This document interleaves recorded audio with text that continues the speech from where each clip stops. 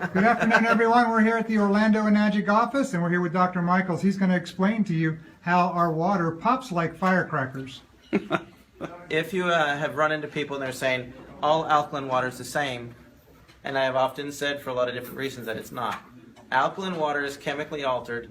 It has calcium, magnesium, potassium in it, builds up in the tissues, and it'll make you sick.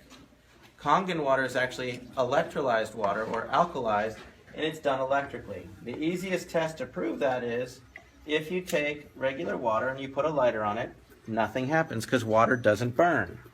Well, in order to produce energy, your body needs hydrogen and oxygen. And that's why you should get thirsty.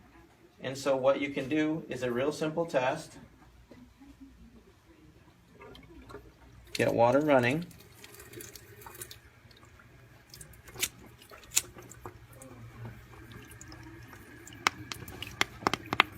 And you can actually hear it cracking and burning and popping and snapping.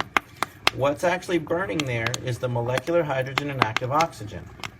That's what makes this water so amazing. Because that's being produced, you're also releasing hydroxyl ions, which flush toxins from the cells.